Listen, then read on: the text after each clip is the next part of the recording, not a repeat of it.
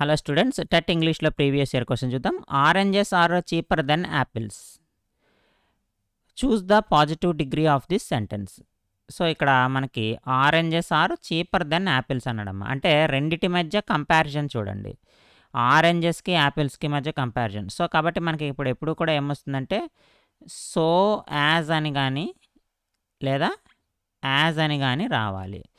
So ఇక్కడ మనకి ఎప్పుడైతే పాజిటివ్ డిగ్రీలో ఉపయోగిస్తామో యాజ్ అని రావాలి, లేదా సో యాజ్ అని కానీ రావాలి.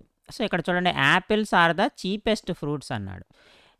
చీపర్, చీపెస్ట్ ఇది సూపర్లేటివ్ డిగ్రీ. మనల్ని అడిగింది పాజిటివ్ డిగ్రీ. అలాగే ఇక్కడ కంపారిజన్ ఎక్కడ మనకు కనపడటం లేదు. కాబట్టి ఆప్షన్ 1 తప్పమ్మ. It is a superlative degree.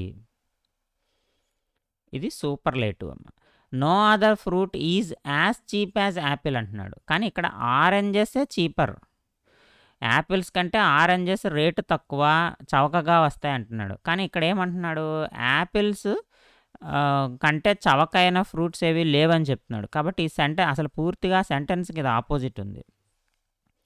Very few fruits are as cheap as apples అంటున్నాడు.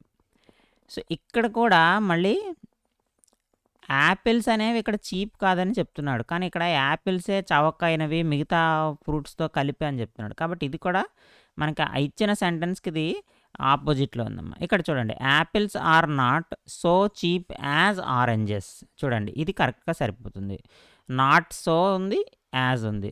మనకి ఎప్పుడైనా సరే పాజిటివ్ డిగ్రీ అంటే చెప్పుకున్నాం కదా, సో యాజ్ కానీ యాజ్ కానీ వస్తుంది. ఇక్కడ సో యాజ్ వచ్చింది, అలాగే నాట్ వచ్చింది. ఎందుకంటే యాపిల్స్ ఆరెంజెస్ కంటే ఖరీదైనవి అనేటువంటి విషయం అయితే ఇక్కడ వస్తుంది. కాబట్టి ఆప్షన్ 4 మనకి కరెక్ట్ పాజిటివ్ డిగ్రీ అవుతుంది. Apples are not so cheap as oranges.